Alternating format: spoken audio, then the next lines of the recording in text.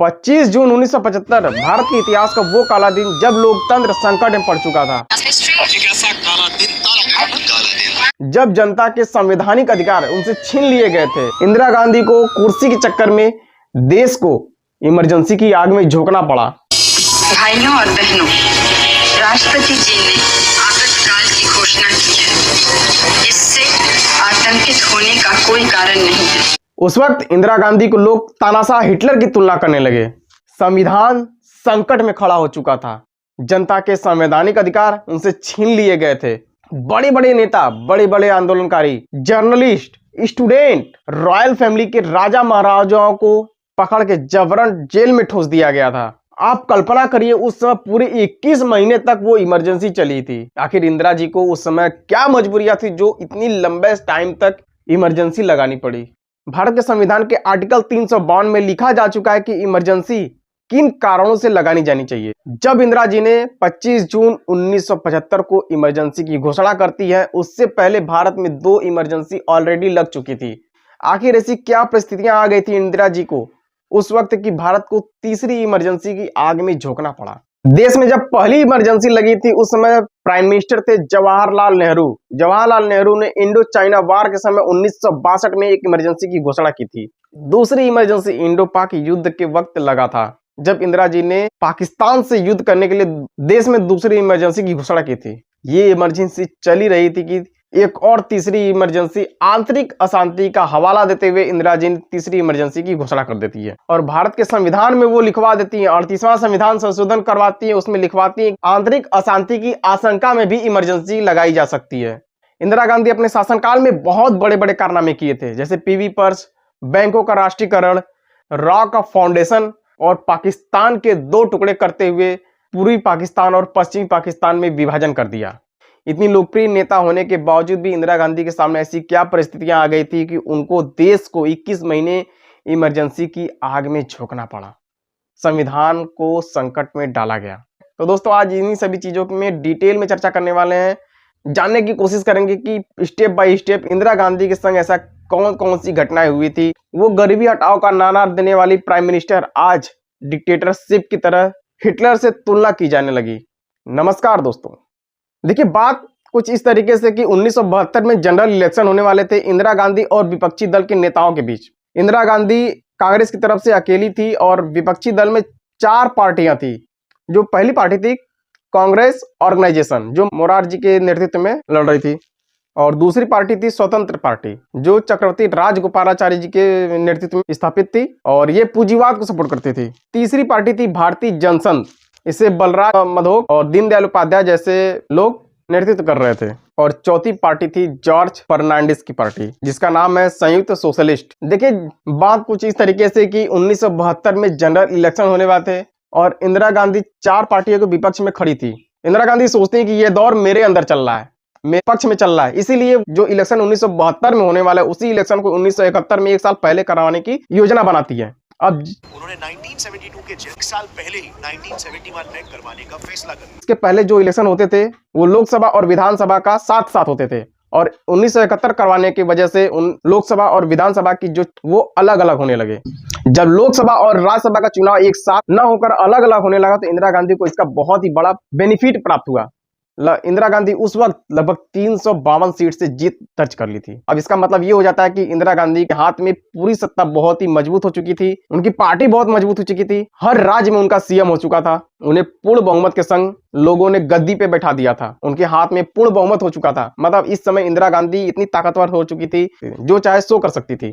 जब इंदिरा गांधी चुनाव जीत चुकी थी, लगभग उसी समय पाकिस्तान के पूर्वी पाकिस्तान और पश्चिमी पाकिस्तान में आपस में मतभेद बढ़ना स्टार्ट हो चुका था। जो आज का पूर्वी पाकिस्तान बांग्लादेश के नाम से जाना जाता है, पश्चिमी पाकिस्तान पाकिस्तान है, जिसमें इस्लामाबाद, लाहौर जैसे एरिया आते हैं। जब पाकिस्तान बना था उस वक्त पूर्वी पाकिस्तान की भाषा थी बांग्ला, क्योंकि वहां पे बांग्लादेश के बांग्ला वाले लोग अधिक रहते थे। 1948 में मृत्यु से पहले जिन्ना ने यह घोषणा कर दी थी कि पाकिस्तान की जो भाषा है उर्दू होनी चाहिए। इससे पूर्वी पाकिस्तान के लोग विद्रोह करने लगे कि हम लोग तो बांग्लावासी हैं, हम लोग बंगाल में रहने वाले हैं, हम लोग बांग्ला भाषा का समर्थन करेंगे। ये मतभेद बढ़ता ही जा रहा था, लेकिन इस मतभेद को बढ़ता हुआ देखकर 1970 के समय पाकिस्तान में इलेक्शन करवाया जाता है। पूर्वी पाकिस्तान और पश्चिमी पाकिस्तान में कई पार्टियां खड़ी होती हैं, जिसमें से पश्चिमी पाकिस्तान में पीपल पार्टी थी, जिसके नेता थे जुल्फिकार अली भुट्टो।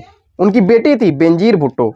बेनजीर भुट्टो के बेटे हैं बिलावल भुट्टो, जो इस वक्त वहां के नेता हैं। पूर्वी पाकिस्तान में जनसंख्या अधिक होने के कारण वहां पे अत्यधिक सीट थी। पाकिस्तान की अगर टोटल सीट की बात करें, पाकिस्तान में लगभग 300 सीट थी, जिसमें पूर्वी पाकिस्तान में 162 सीट थी। 162 सीट में शेख मुजीबुर रहमान को लगभग 160 सीट हासिल हुआ, जिसमें पूरे पाकिस्तान में 151 सीटों पे पूर्ण बहुमत था। अब पाकिस्तान का जो कब्जा था, पाकिस्तान के पीएम का कुर्सी का जो कब्जा था, शेख मुजीबुर रहमान के हाथ में था। पश्चिमी पाकिस्तान के लोग बौखला गए थे, वो इस चीज को ग्रहण नहीं कर पा रहे थे कि पूर्वी पाकिस्तान बांग्लावासी हमारे ऊपर राज करेंगे। ये बात उनको खटकने लगी। एक तरफ तो ये तय हो चुका था कि इस्लामाबाद का जो शासन था अब शेख मुजीबुर रहमान के चंगुल में आ चुका है।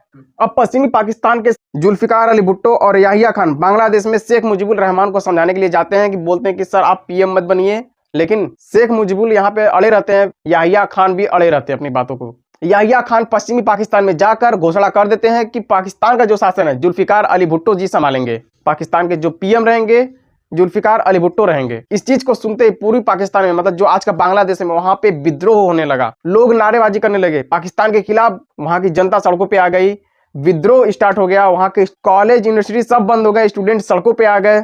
25 मार्च 1971 को याहिया खान ने सेना को आदेश दिया, आंदोलनकारी जितने भी हैं उनको ऑपरेशन सर्चलाइट के द्वारा चुन चुन कर मारा जाए। और सेना वहां पे जाती है। बंगाली मुसलमानों को, हिंदुओं को चुन चुन कर टारगेट किया जाता है। इन सभी चीजों से बचने के लिए वहां के आंदोलनकारी कुछ लोग भारत की ओर बढ़ने लगे, कुछ लोग मणिपुर, कुछ लोग त्रिपुरा, कुछ लोग आसाम, और कुछ लोग, कई सारे शरणार्थी बांग्लादेश को छोड़कर भारत में भागने लगे। 1962 में जब भारत और चाइना का युद्ध हुआ था, हमारी परिस्थितियां एकदम खड़बड़ा चुकी थी। हम उस काबिल नहीं थे कि इतने ज्यादा शरणार्थी भोजन मुहैया करा सकें। उस वक्त की बात है, अमेरिका खुलकर पाकिस्तान के सपोर्ट में था। और इधर चाइना वाले, चाइना का जो शासनकाल था, उस समय चाइना का जो शासक था चाउ एन लाई, वो भी पाकिस्तान को खुलकर सपोर्ट कर रहा था। अब आप ऑब्जर्व करिए कि उस समय अमेरिका, चीन, पाकिस्तान आपस में मिले हुए थे, आपस में बहुत ज्यादा दोस्ताना था तीनों का। दोस्तों, उस समय रूस ये बात समझ चुका था कि यदि यूएसए और चाइना और पाकिस्तान एक हो गए तो एशिया का जो शक्ति संतुलन है वो बहुत बिगड़ जाएगा। जो शक्ति है इन तीनों देशों के हाथ में आ जाएगी। इसलिए रूस समझ रहा था कि इंडिया और बांग्लादेश यदि मेरा साथ देते हैं तो हम सारी मुसीबतों को झेल लेंगे। इंडिया और रूस के मध्य एक वार्तालाप होती है, जिसमें रूस की तरफ से बोला जाता है कि यदि आप मेरा साथ देते हैं, आप हमारे संग मिल के रहेंगे, तो यदि किसी देश के ऊपर कोई भी प्रॉब्लम आती है तो हम लोग आपस में मिल के उसको सहायता देंगे। अब हमारे हाथ काफी मजबूत हो चुके थे।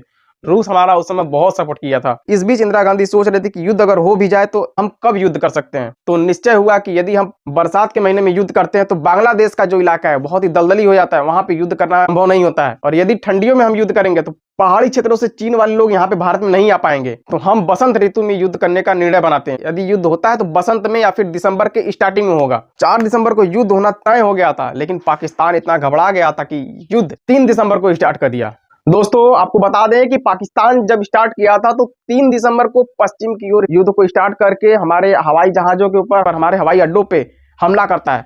अब इस बीच इंदिरा गांधी मानिक शाह से आग्रह करती है कि अब युद्ध तत्काल प्रभाव से हमें जीत लेना है। 3 दिसंबर को युद्ध स्टार्ट होता है। 6 दिसंबर को इंडिया ने बांग्लादेश को स्वतंत्र बांग्लादेश की मान्यता दे दी और लगभग 13 दिसंबर आते आते ढाका तक हमने पूरा घेर लिया। इस बीच आप ऑब्जर्व करिए कि 3 दिसंबर से 16 दिसंबर के बीच हमने 13 दिन के अंदर पाकिस्तान को घुटनों पे ला दिया। इतिहास गवाह है दोस्तों, इंडिया ने पाकिस्तान के 93,000 सैनिकों को कब्जे में ले लिया था और पाकिस्तान के 93,000 सैनिक हमारे इंडिया के सामने आत्मसमर्पण कर दिए थे। अब इंदिरा गांधी को ये डर भी था कि क्या पता यूएसए और चाइना कुछ एक्शन न लेने लगे। बात हुआ भी कुछ ऐसा ही। इधर से अमेरिका ने 7वां बेड़ा भेज दिया था, जिसमें अच्छी खासी युद्ध करने की ताकत थी। 7वें बेड़े का मतलब ये होता है कि एक पनडुब्बी पे, एक जहाज पे पूरा हथियार होता है, दूसरे जहाज पे पूरा मिलिट्री वाले होते हैं, तीसरे जहाज पे खाने पीने की चीजें, चौथे जहाज पे मेडिकल की चीजें। मतलब इस तरीके से जितने भी 7 जहाज हैं, 7 जहाज पे बहुत भारी मात्रा में अमेरिका पाकिस्तान के सपोर्ट में भारत की ओर अपना जहाज भेजता है, 7वां बेड़ा भेजता है। लेकिन दोस्तों, अगर रूस यहाँ पे नहीं होता तो हिस्ट्री में कुछ और ही लिखा जाना था। रूस के होते हुए अमेरिका ऐसा कुछ नहीं कर पाया। रूस भारत के सपोर्ट में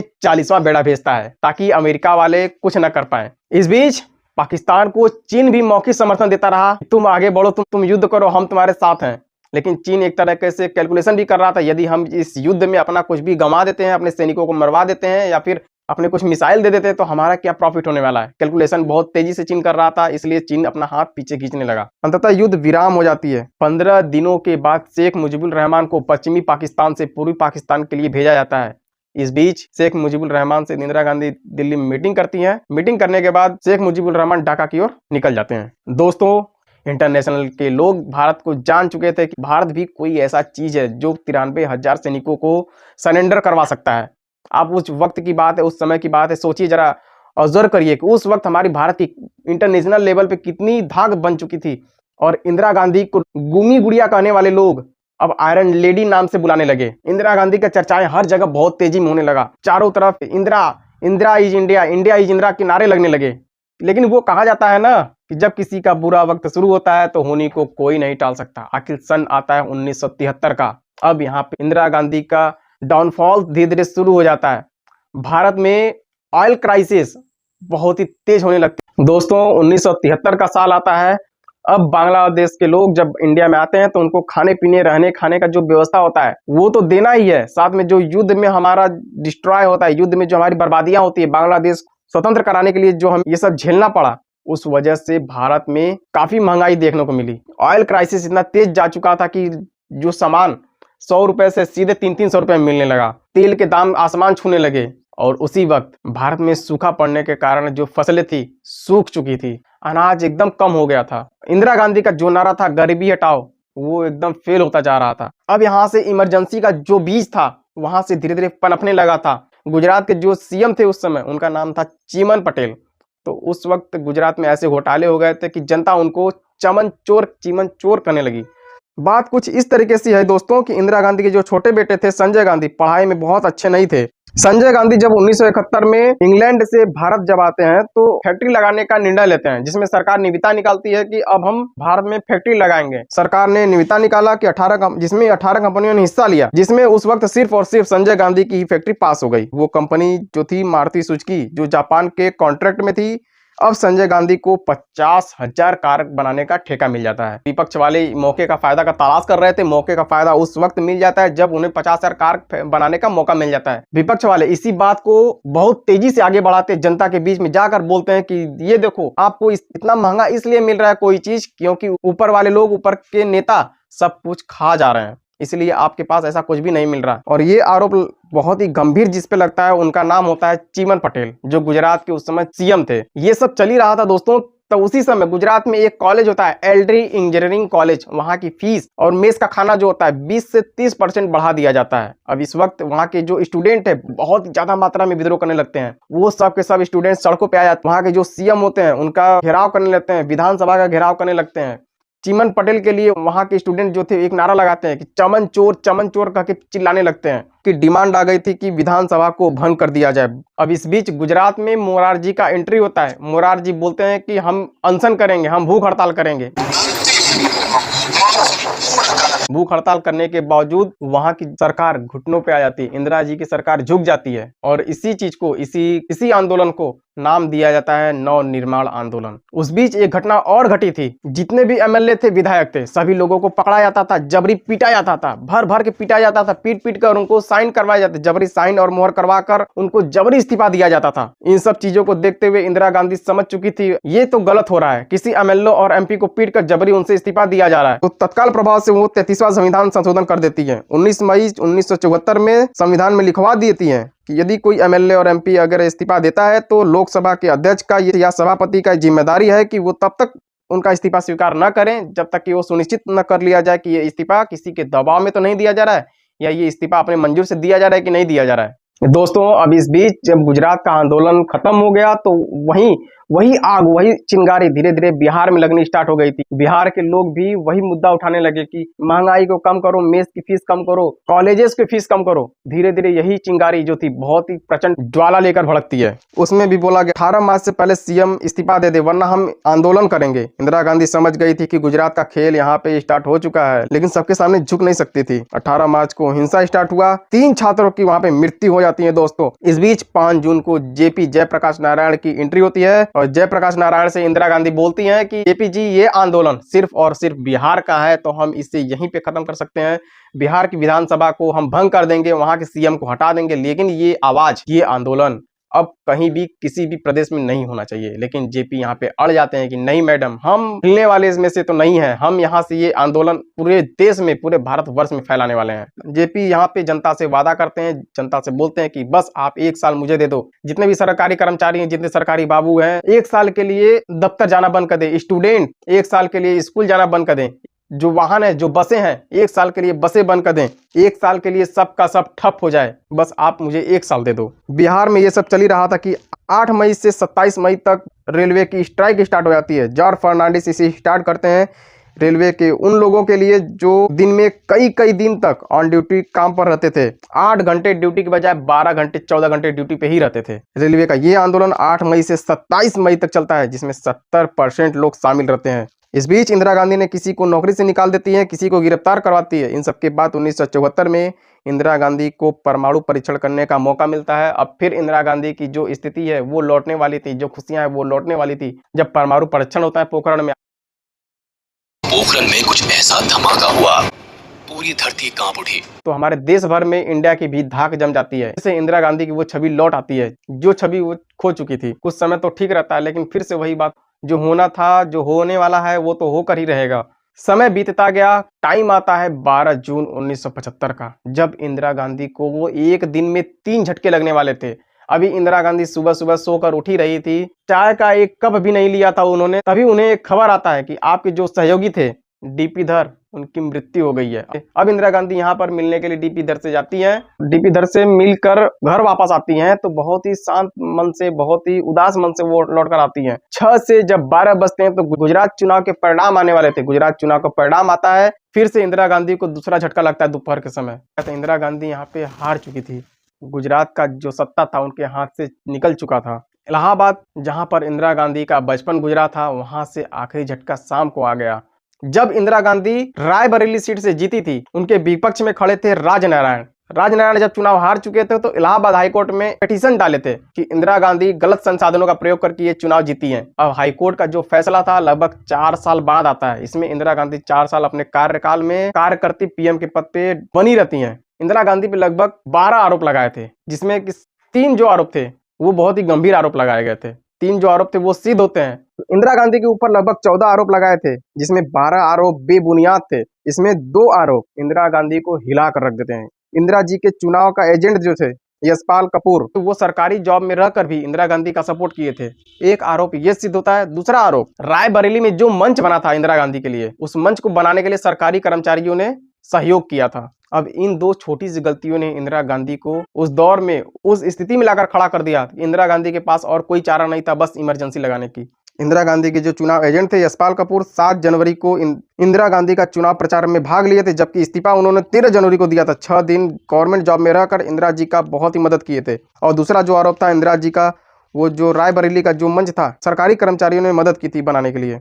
दोस्तों, रेस्पिरेशन ऑफ पीपल एक्ट 1951 जो सेक्शन 123 को 7वीं क्लास के अनुसार ये बोला जाता है, चुनाव में यदि कोई भी सरकारी कर्मचारी का फायदा उठाया जाता है तो ये इलेक्शन गलत साबित होगा। इसी नियम के अनुसार जज साहब ने इंदिरा गांधी को चुनाव से बर्खास्त कर दिया। इसका जो पनिशमेंट है 8A के अनुसार दिया जाता है। इसमें लिखा गया है कि यदि इसमें कोई भी दोषी पाया जाता है उसे 6 वर्ष के लिए चुनाव से रोक दिया जाएगा। और ये जो आदेश था इंदिरा गांधी को जगमोहन लाल सिन्हा ने दिया।